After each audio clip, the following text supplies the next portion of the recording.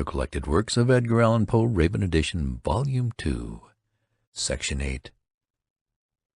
The Fall of the House of Usher.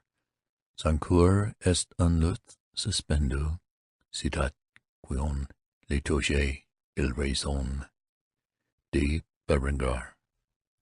During the whole of a dull, dark, and soundless day in the autumn of the year, when the clouds hung oppressively low in the heavens, I had been passing alone on horseback through a singularly dreary tract of country, and at length found myself, as the shades of the evening drew on, within view of the melancholy house of Usher. I knew not how it was, but with the first glimpse of the building a sense of insufferable gloom pervaded my spirit. I say insufferable, for the feeling was unrelieved by any of that half-pleasurable, because poetic sentiment with which the mind usually receives even the sternest natural images of the desolate or terrible. I looked upon the scene before me, upon the mere house and the simple landscape features of the domain, upon the bleak walls, upon the vacant eye-like windows, upon a few rank sedges, and upon a few white trunks of decayed trees, with an utter depression of soul which I can compare to no earthly sensation more properly than to the after-dream of the reveller upon opium. The bitter lapse into everyday life, the hideous dropping off of the veil. There was an iciness, a sinking, a sickening of the heart, an unredeemed dreariness of thought which no goading of the imagination could torture into aught of the sublime. What was it? I paused to think. What was it that so unnerved me in the contemplation of the house of Usher? It was a mystery all insoluble, nor could I grapple with the shadowy fancies that crowded upon me as I pondered. I was forced to fall back upon the unsatisfactory conclusion that, while beyond doubt there are combinations of very simple natural objects which have the power of thus affecting us, still the analysis of this power lies among considerations beyond our depth. It was possible, I reflected, that a mere different arrangement of the particulars of the scene, of the details of the picture, would be sufficient to modify or perhaps to annihilate its capacity for sorrowful impression. And, acting upon this idea, I reined my horse to the precipitous brink of a black and lurid tarn that lay in unruffled lustre by the dwelling, and gazed down, but with a shudder even more thrilling than before, upon the remodelled and inverted images of the gray sedge, and the ghastly tree-stems, and the vacant and eye-like windows. Nevertheless, in this mansion of gloom I now proposed to myself a sojourn of some weeks. Its proprietor, Roderick Usher, had been one of my boon companions in boyhood, but many years had elapsed since our last meeting. A letter, however, had lately reached me in a distant part of the country, a letter from him, which in its wildly importunate nature had admitted of no other than a personal reply. The MS gave evidence of nervous agitation. The writer spoke of acute bodily illness, of a mental disorder which oppressed him, and an earnest desire to see me, as his best and, indeed, his only personal friend, with a view of attempting, by the cheerfulness of my society, some alleviation of his malady. It was the manner in which all this, and much more, was said. It was the apparent heart that went with his request, which allowed me no room for hesitation, and I accordingly obeyed forthwith what I still considered a very singular summons. Although as boys we had been even intimate associates, yet I really knew little of my friend. His reserve had been always excessive and habitual. I was aware, however, that his very ancient family had been noted, time out of mind, for a peculiar sensibility of temperament, displaying itself through long ages in many works of exalted art, and manifested, of late, in repeated deeds of munificent yet unobtrusive charity, as well as in a passionate devotion to the intricacies, perhaps even more than to the orthodox and easily recognizable beauties of musical science. I had learned, too, the very remarkable fact that the stem of the Usher race, all time-honored as it was, had put forth at no period any enduring branch. In other words, that the entire family lay in the direct line of descent, and had always, with very trifling and very temporary variation, so lain. It was this deficiency I considered, while running over the thought, the perfect keeping of the character of the premises with the accredited character of the people, while speculating upon the possible influence which the one, in this long lapse of centuries, might have exercised upon the other. It was this deficiency, perhaps, of collateral issue, and the consequent undeviating transmission, from sire to son, of the patrimony of the name, which had at length so identified the two as to merge the original title of the estate in the quaint and equivocal appellation of the House of Usher, an appellation which seemed to include in the minds of the peasantry who used it both the family and the family mansion. I have said that the sole effect of my somewhat childish experiment, that of looking down within the tarn, had been to deepen the first singular impression. There can be no doubt that the consciousness of the rapid increase of my superstition, for why should I not so term it, served mainly to accelerate the increase itself. Such, I have long known, is the paradoxical law of all sentiments having terror as a basis. And it might have been for this reason only, that when I again uplifted my eyes to the house itself from its image in the pool, there grew in my mind a strange fancy, a fancy so ridiculous, indeed, that I but mention it to show the vivid force of the sensations which oppressed me. I had so worked upon my imagination as reality to believe that about the whole mansion and domain there hung an atmosphere peculiar to themselves and their immediate vicinity, an atmosphere which had no affinity with the air of heaven, but which had reeked up from the decayed trees and the gray wall and the silent tarn, a pestilent and mystic vapor, dull, sluggish, faintly discernible, and leaden-hued. Shaking off from my spirit what must have been a dream, I scanned more narrowly the real aspect of the building. Its principal features seemed to be that of an excessive antiquity. The discoloration of ages had been great.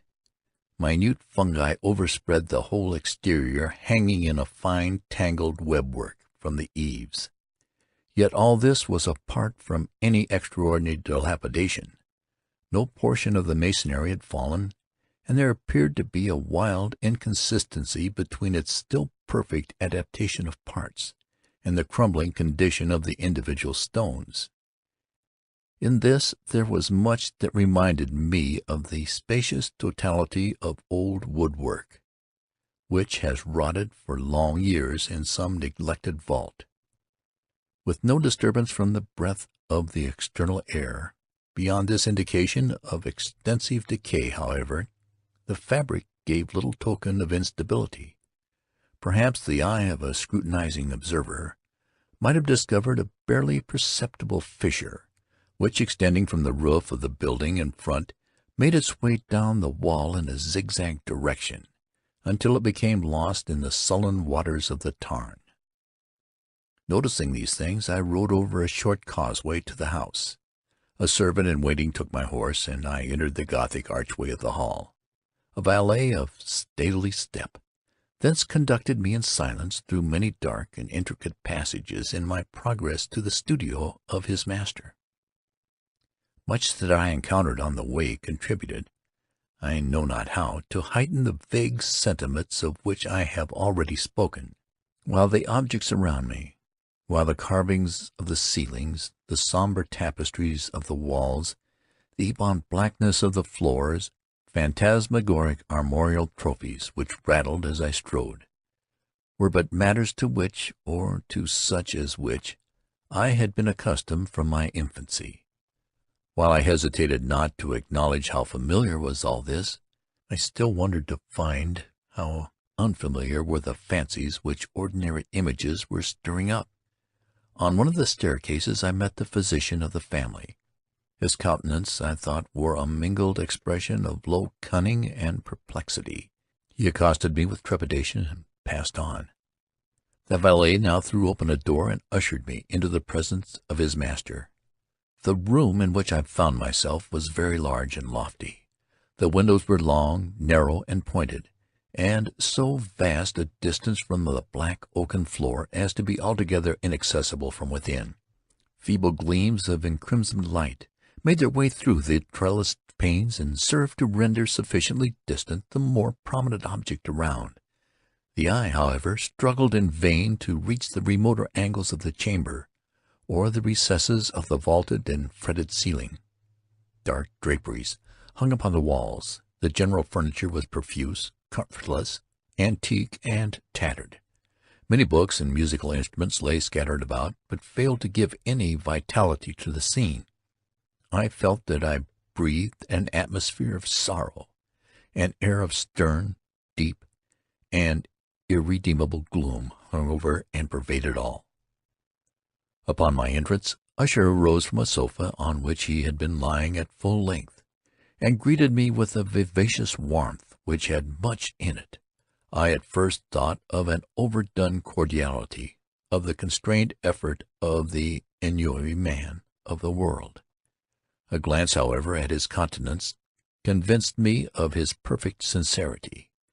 We sat down, and for some moments, while he spoke not, I gazed upon him with a feeling half of pity, half of awe. Surely man had never before so terribly altered in so brief a period as had Roderick Usher. It was with difficulty that I could bring myself to admit the identity of the wan being before me with the companion of my early boyhood. Yet the character of his face had been at all times remarkable. A cadaverous of complexion, an eye large, liquid, and luminous beyond comparison, lips somewhat thin and very pallid, but of a surprisingly beautiful curve, a nose of a delicate Hebrew model, but with a breadth of nostril unusual in similar formations, a finely moulded chin, speaking, in its want of prominence, of a want of moral energy, hair of a more than web-like softness and tenuity, these features with an inordinate expansion above the regions of the temple, made up altogether a countenance not easy to be forgotten. And now, in the mere exaggeration of the prevailing character of these features, and of the expression they were wont to convey, lay so much of change that I doubted to whom I spoke. The now ghastly pallor of the skin, and the now miraculous lustre of the eye, above all things startled and even awed me. The silken hair, too, had been suffered to grow all unheeded, and as, in its wild gossamer texture, it floated rather than fell about the face, I could not, even with effort, connect its arabesque expression with any idea of simple humanity. In the manner of my friend I was at once struck with an incoherence, an inconsistency, and I soon found this to arise from a series of feeble and futile struggles to overcome an habitual trepidancy, an excessive nervous agitation. For something of this nature I had indeed been prepared, no less by his letter than by reminiscence of certain boyish traits, and by conclusions deduced from his peculiar physical conformation and temperament. His action was alternately vivacious and sullen. His voice varied rapidly from a tremulous indecision, when the animal spirits seemed utterly in abeyance, to the species of energetic concision, that abrupt, weighty, unhurried, and hollow-sounding enunciation, that leaden self-balance and perfectly modulated guttural utterance which may be observed in the lost drunkard or the irreclaimable eater of opium during the periods of his most intense excitement. It was thus that he spoke of the object of my visit, of his earnest desire to see me, and of the solace he expected me to afford him. He entered at some length into what he conceived to be the nature of his malady. It was, he said, a constitutional and family evil, and one for which he despaired to find a remedy. A mere nervous affection, he immediately added, which would undoubtedly soon pass off. It displayed itself in a host of unusual sensations. Some of these, as he detailed them, interested and bewildered me, although perhaps the terms and the general manner of the narration had their weight. He suffered much from a morbid acuteness of the senses. The most insipid food was alone endurable. He could wear only garments of certain texture. The odors of all flowers were oppressive. His eyes were tortured by even a faint light, and there were but peculiar sounds, and these from stringed instruments, which did not inspire him with horror. To an anomalous species of terror I found him a burdened slave. "I shall perish," said he. "I must perish in this deplorable folly. Thus, and not otherwise, shall I be lost. I dread the event of the future, not in themselves, but in their results. I shudder at the thought of any, even the most trivial incident, which may operate upon this intolerable agitation of soul. I have, indeed, no abhorrence of danger except in its absolute effect. In terror, in this unnerved, in this pitiable condition, I feel that the period will sooner or later arrive when I must abandon life and reason together in some struggle with the grim phantasm, fear." I learned, moreover, at intervals, and through broken and equivocal hints, another singular feature of his mental condition.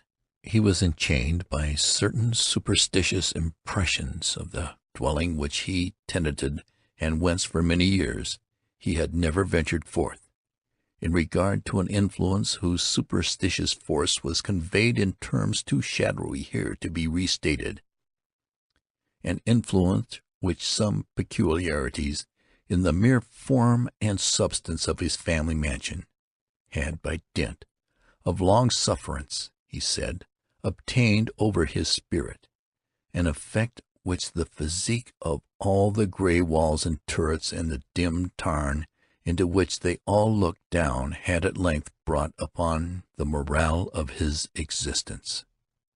He admitted, however, although with hesitation, that much of the peculiar gloom which thus affected him could be traced to a more natural and far more palatable origin, to the severe and long-continued illness, indeed, to the evidently approaching dissolution of a tenderly beloved sister, his sole companion for long years, his last and only relative on earth. "Her decease," he said, with a bitterness which I can never forget, "would leave him, the hopeless and the frail, the last of the ancient race of the Ushers." While he spoke, the Lady Madeline, for so she was called, passed slowly through a remote portion of the apartment, and without having noticed my presence, disappeared. I regarded her with an utter astonishment, not unmingled with dread, and yet I found it impossible to account for such feelings. A sensation of stupor oppressed me as my eyes followed her retreating steps. When a door at length closed upon her, my glance sought instinctively and eagerly the countenance of her brother. But he had buried his face in his hands, and I could only perceive that a far more than ordinary wanness had overspread the emaciated fingers through which trickled many passionate tears. The disease of the Lady Madeline had long baffled the skill of her physicians. A settled apathy, a gradual wasting away of the person, and frequent, although transient, affections of a partially cataleptical character, were the unusual diagnosis. Hitherto she had steadily borne up against the pressure of her malady, and had not betaken herself finally to bed. But on the closing in of the evening of my arrival at the house, she succumbed, as her brother told me at night, with inexpressible agitation, to the prostrating power of the destroyer, and I learned that the glimpse I had obtained of her person would thus probably be the last I should attain, that the lady, at least while living, would be seen by me no more. For several days ensuing, her name was unmentioned by either Usher or myself, and during this period I was busied in earnest endeavors to alleviate the melancholy of my friend. We painted and read together, or I listened, as if in a dream, to the wild improvisations of his speaking guitar, and thus, as a closer and still closer intimacy admitted me more unreservedly into the recesses of his spirit, the more bitterly did I perceive the futility of all attempt at cheering a mind from which darkness, as if an inherent positive quality, poured forth upon all objects of the moral and physical universe in one unceasing radiation of gloom. I shall ever bear about me a memory of the many solemn hours I thus spent alone with the master of the house of Usher. Yet I should fail in any attempt to convey an idea of the exact character of the studies or of the occupation in which he involved me or led me the way. An excited and highly distempered ideality threw a sulphurous luster over all. His long improvised dirges will ring forever in my ears. Among other things, I hold painfully in mind a certain singular perversion and amplification of the wild air of the last waltz of Von Weber, from the paintings over which his elaborate fancy brooded, and which grew touch by touch into vagueness, and which I shuddered the more thrillingly, because I shuddered, knowing not why. From these paintings, vivid as their images now are before me, I would in vain endeavor to adduce more than a small portion which should lie within the compass of merely written words. By the utter simplicity, by the nakedness of his designs, he arrested and overawed attention. If ever mortal painted an idea, that mortal was Roderick Usher. For me, at least, in the circumstances then surround me, there arose, out of the pure abstractions which the hypochondriac contrived to throw upon his canvas, an intensity of intolerable awe, no shadow of which felt I, ever yet, in the contemplation of the certainly glowing, yet too concrete, revelries of Fuseli. One of the phantasmagoric conceptions of my friend, partaking not so rigidly of the spirit of abstraction, may be shadowed forth, although feebly, in words. A small picture presented the interior of an immensely long and rectangular vault or tunnel, with low walls, smooth, white, and without interruption or device. Certain accessory points of the design served well to convey the idea that this excavation lay at an exceeding depth below the surface of the earth. No outlet was observed in any portion of its vast extent, and no torch or other artificial source of light was discernible, yet a flood of intense rays rolled throughout, and bathed the whole in a ghastly and inappropriate splendor. I have just spoken of that morbid condition of the auditory nerve, which rendered all music intolerable to the sufferer. With the exception of certain effects of stringed instruments, it was perhaps the narrow limits to which he thus confined himself upon the guitar, which gave birth, in great measure, to the fantastic character of his performances. But the fervid facility of his impromptus could not be so accounted for. They must have been and were in the notes as well as in the words of his wild fantasias, for he not unfrequently accompanied himself with rhymed verbal improvisations. The result of that intense mental collitus and concentration to which I have previously alluded is observable only in particular moments of the highest artificial excitement. The words of one of these rhapsodies I have easily remembered. I was, perhaps, more forcibly impressed with it as he gave it, because in the under or mystic current of its meaning I fancied that I perceived, and for the first time, a full consciousness on the part of Usher of the tottering of his lofty reason upon her throne. The verses, which were entitled "The Haunted Palace," ran very nearly, if not accurately, thus: In the greenest of our valleys, by good angels tenanted, once a fair and stately palace, radiant palace, reared its head. In the monarch thought's domination it stood here. Never spread opinion over fabric half so fair. Banners yellow, glorious golden, on its roof did float and flow. Thus all this was in the olden time long ago. And every gentle air that dallied in that sweet day along the ramparts plumed and pallid, a winged odor went away. Wanderers in that happy valley through two luminous windows saw spirits moving musically to a lute's well-tuned law. Round about a throne were sitting, for by on the state his glory well befitting, the ruler of the realm was seen.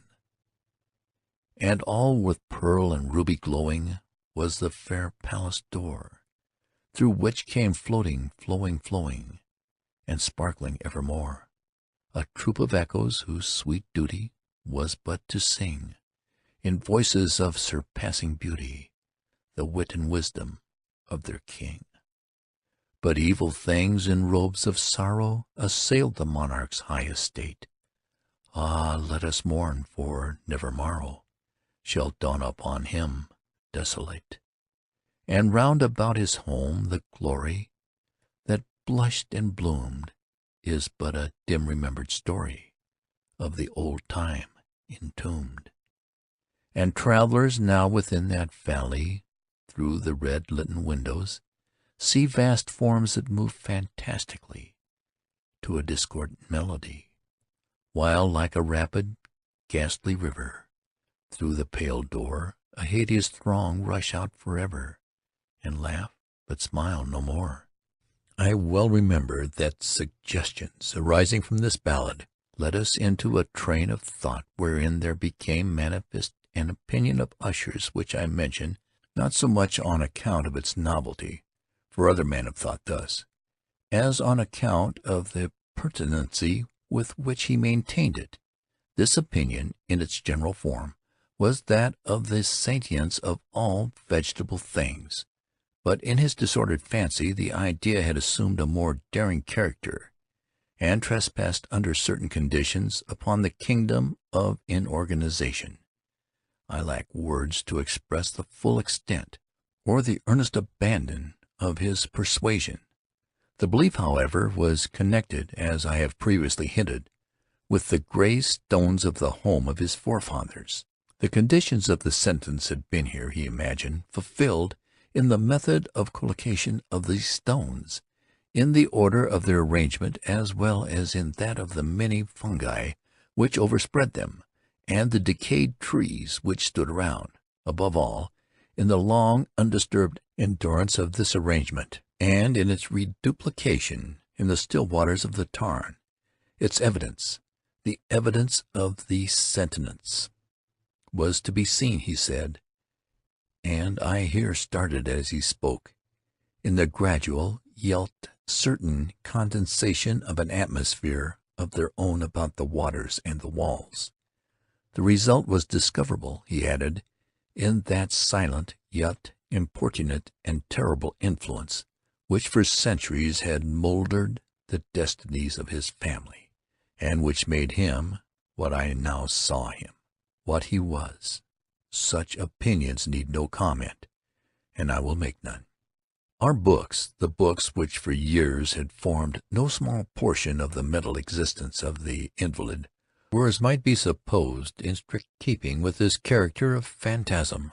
He pored together over such works as Vernat et Chestre, Crescent, the Bethleger of Machiavelli, the Heaven and Hell of Schwedborg, the Subterranean Voyage of Nicholas Klim by Holberg, the Cherkansy of Robert Flood, of Jean d'Ingy, and de la Chambre, the Journey into the Blue Distance of Terrick, and the City of the Sun, Campanella. One favorite volume was a small octavo edition of Dictatorium Inquisitorium by the Dominican Emmerich de Goyn, and there were passages of Pompeius Mela about the old African satires and of Egyptians, over which Usher would sit dreaming for hours.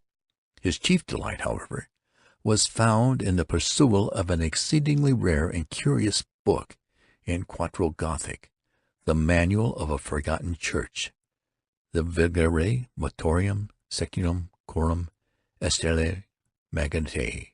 I could not help thinking of the wild ritual of this work, and of its probable influence upon the hypochondriac, when one evening, having informed me abruptly that the Lady Madeline was no more, he stated his intention of preserving her corpse for a fortnight, previously to its final interment, in one of the numerous vaults within the main walls of the building. The worldly reason, however, assigned for this singular proceeding was one which I did not feel at liberty to dispute. The brother had been led to his resolution, so he told me, by consideration of the unusual character of the malady of the deceased, of certain obtrusive and eager inquiries on the part of her medical men, and of the remote and exposed situation of the burial ground of the family. I will not deny that when I called to mind the sinister countenance of the person whom I met upon the staircase on the day of my arrival at the house, I had no desire to oppose what I regarded at best but a harmless and by no means unnatural precaution. At the request of Usher, I personally aided him in the arrangements for the temporary entombment. The body having been encoffined, we two alone bore it to its rest. The vault in which we placed it, and which had been so long unopened that our torches, half smothered in its oppressive atmosphere, gave us little opportunity for investigation, was small, damp, and entirely without means of admission for light, lying at great depth, immediately beneath that portion of the building in which was my own sleeping apartment. It had been used, apparently, in more feudal times, for the worst purposes of a donjon keep, and in later days as a place of deposit for powder, or some other highly combustible substance, as a portion of its floor and the whole interior of a long archway through which we reached it were carefully sheathed with copper.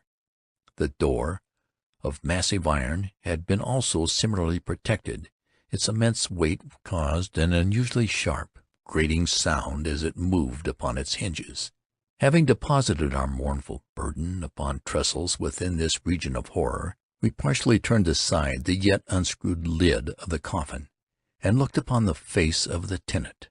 A striking similitude between the brother and sister now first arrested my attention, and Usher, divining perhaps my thought, murmured out some words for which I learned that the deceased and himself had been twins, and that sympathies of a scarcely intelligible nature had always existed between them.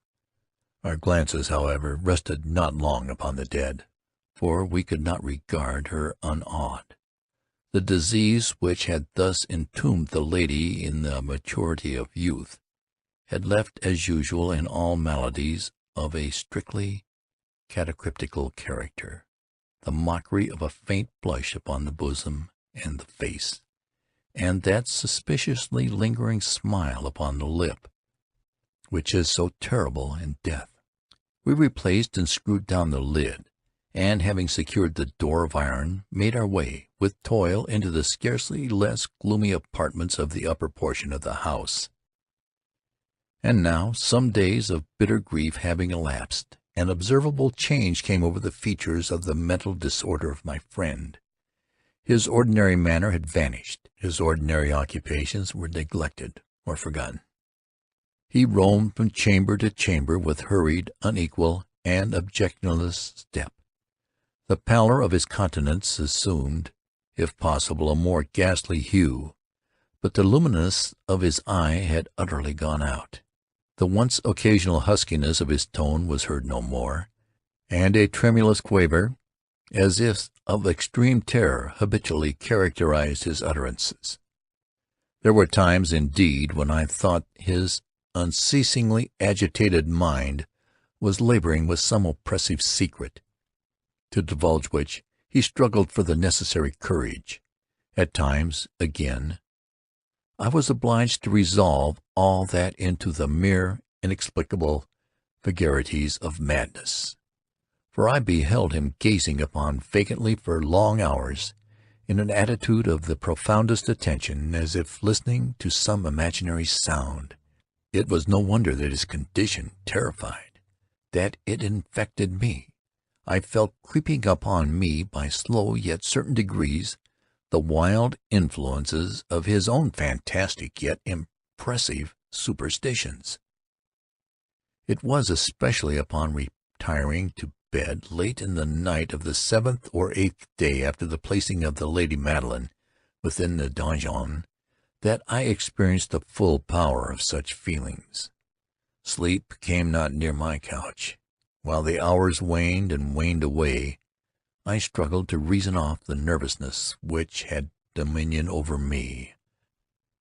I endeavored to believe that much, if not all of what I felt, was due to the bewildering influence of the gloomy furniture of the room, of the dark and tattered draperies, which, tortured into motion by the breath of a rising tempest, swayed fitfully to and fro upon the walls, and rustled uneasily about the decorations of the bed. But my efforts were fruitless. An irrepressible tremor gradually pervaded my frame, and at length there sat upon my very heart an incubus of utterly ceaseless alarm. Shaking this off with a gasp and a struggle, I uplifted myself upon the pillows, and peering earnestly within the intense darkness of the chamber, hearkened. I know not why, except that an instinctive spirit prompted me to certain low and indefinite sounds which came through the pauses of the storm at long intervals. I knew not whence, overpowered by an intense sentiment of horror, unaccountable yet unendurable, I threw on my clothes with haste, for I felt that I should sleep no more during the night, and endeavored to arouse myself from the pitiable condition into which I had fallen, by pacing rapidly to and fro through the apartment. I had taken but few turns in this manner, when a light step on an adjoining staircase arrested my attention.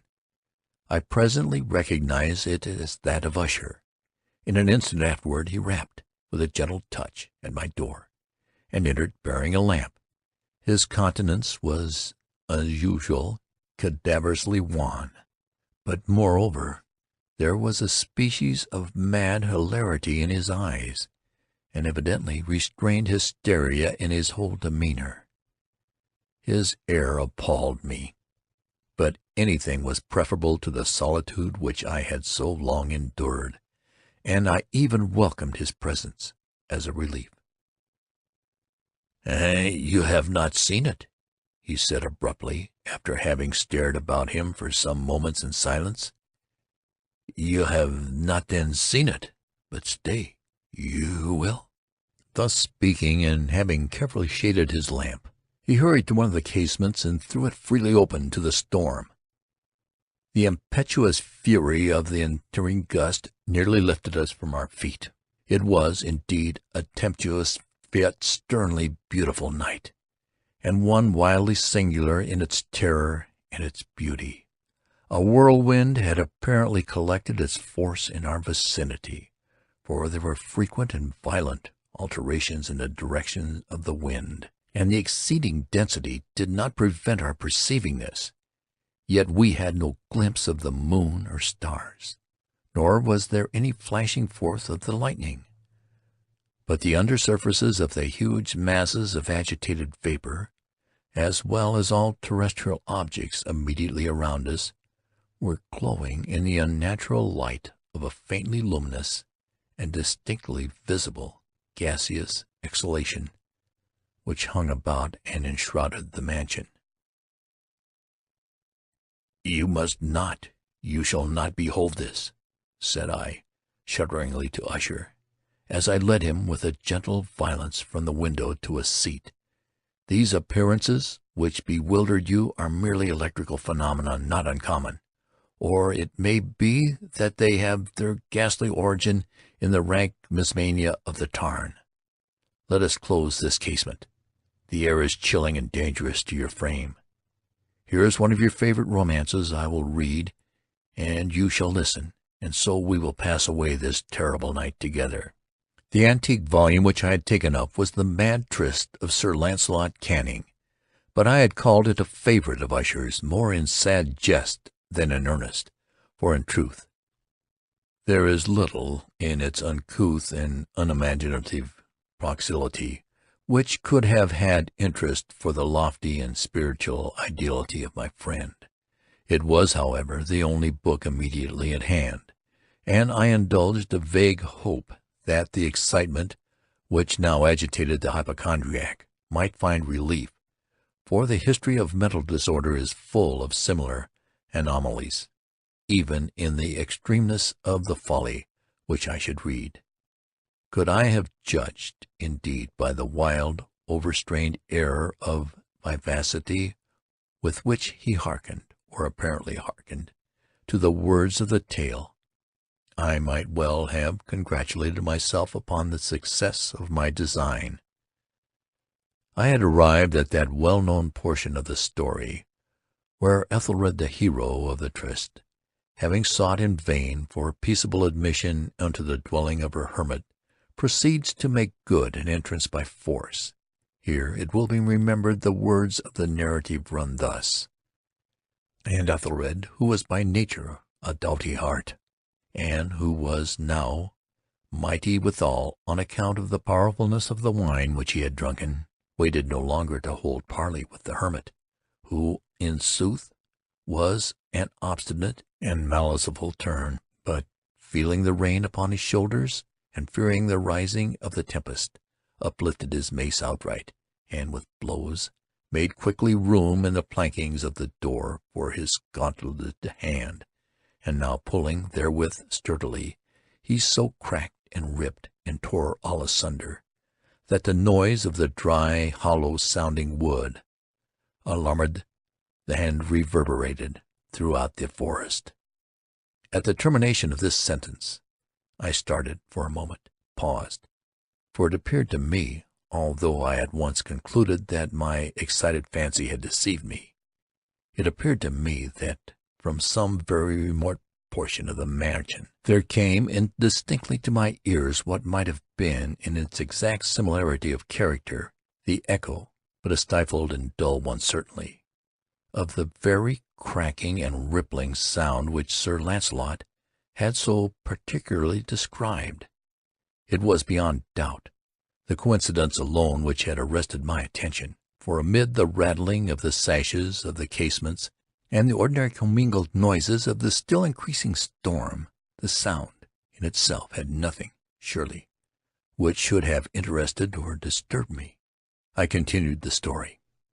But the good champion Ethelred, now entering within the door, was sore enraged and amazed to perceive no signal of the maliceful hermit, but, in the stead thereof, a dragon of a scaly and prodigious demeanor, and of a fiery tongue, which sate in guard before a palace of gold, with a floor of silver, and upon the wall there hung a shield of shining brass, with this legend enwritten: "Who entereth herein, a conqueror hath been.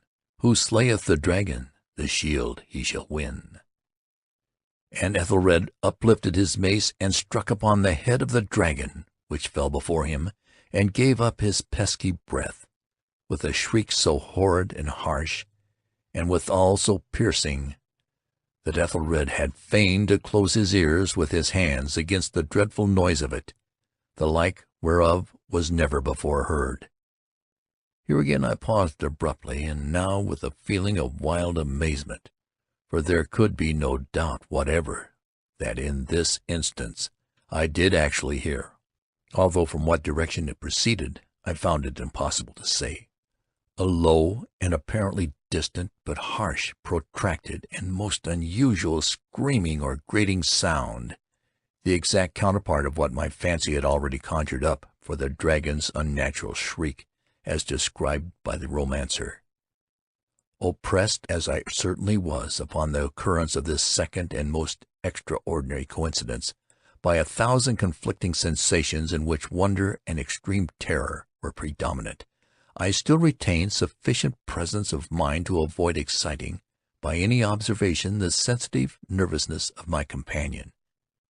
I was by no means certain that he had noticed the sounds in question, although assuredly a strange alteration had during the last few minutes taken place in his demeanor. From a position fronting my own, he had gradually brought round his chair, so as to sit with his face to the door of the chamber, and thus I could but partially perceive his features, although I saw that his lips trembled as if he were murmuring inaudibly. His head had dropped upon his breast, yet I knew that he was not asleep, from the wide and rigid opening of the eye as I caught a glance of it in profile. The motion of his body, too, was at variance with this idea. He rocked from side to side with a gentle yet constant and uniform sway. Having rapidly taken notice of all this, I resumed the narrative of Sir Launcelot, which thus proceeded. And now the champion, having escaped from the terrible fury of the dragon, bethinking himself of the brazen shield, and of the breaking up of the enchantment which was upon it, removed the carcass from out of the way before him, and approached valorously over the silver pavement of the castle to where the shield was upon the wall, which ensoothed feet upon the silver floor with a mighty great and terrible ringing sound. No sooner had these syllables passed my lips than, as if a shield of brass had indeed at the moment fallen heavily upon a floor of silver, I became aware of a distinct, hollow, metallic, and clangorous, yet apparently muffled, reverberation. Completely unnerved, I leaped to my feet, but the measured rocking movement of Usher was undisturbed. I rushed to the chair in which he sat. His eyes were bent fixedly before him, and throughout his whole countenance there reigned a stony rigidity. But as I placed my hand upon his shoulder, there came a strong shudder over his whole person. A sickly smile quavered about his lips, and I saw that he spoke in a low, hurried, and gibbering murmur, as if unconscious of my presence. Bending closely over him, I at length drank in the hideous import of his words. "Not hear it? Yes, I hear it, and have heard it. Long, many minutes, many hours, many days have I heard it. Yet I dared not, oh, pity me, miserable wretch that I am! I dared not speak. We have put her living in the tomb, said I. Not that my senses were acute. I now tell you that I heard her first feeble movements in the hollow coffin. I heard them many days ago, yet I dared not speak. And now, to-night, Ethelred, the breaking of the hermit's door, and the death cry of the dragon, and the clangor of the shield, say rather the rending of her coffin, and the grating of the iron hinges of her prison, and her struggles within the coppered archway of the vault. Oh, whither shall I fly? Will she not be here anon? Is she not herein my haste? Have I not heard her footstep on the stair? Do I not distinguish that heavy and horrible beating of her heart? Madman! Here he sprang furiously to his feet, and shrieked out his syllables as if, in the effort, he were giving up his soul. Madman! I tell you that she now stands without the door." As if in superhuman energy of his utterance there had been found the potency of a spell. The huge antique panels to which the speaker pointed threw slowly back upon the instant their ponderous and ebony jaws. It was the work of the rushing gust, but then without these doors there did stand the lofty and enshrouded figure of the Lady Madeline of Usher. There was blood upon her white robes, and the evidence of some bitter struggles upon every portion of her emaciated frame. For a moment she remained trembling and reeling to and fro upon the threshold. Then, with a low, moaning cry, fell heavily inward upon the person of her brother, and her violent and now final death agonies bore him to the floor a corpse and a victim to the terrors he had anticipated. From that chamber and from that mansion I fled aghast. The storm was still abroad in all its wrath as I found myself crossing the old causeway. Suddenly there shot along the path a wild light, and I turned to see whence a gleam so unusual could have issued, for the vast house and its shadows were alone behind me. The radiance was that of the full setting, the blood-red moon, which now shone vividly through that once barely discernible fissure of which I have before spoken, as extending from the roof of the building in a zigzag direction to the base. While I gazed, this fissure rapidly widened. There came a fierce breath of the whirlwind. The entire orb of the satellite burst at once upon my sight. My brain reeled as I saw the mighty walls rushing asunder. There was a long, tumultuous, shouting sound like the voice of 1,000 waters, and the deep and dank tarn at my feet closed sullenly and silently over the fragments of the House of Usher. End of The Fall of the House of Usher.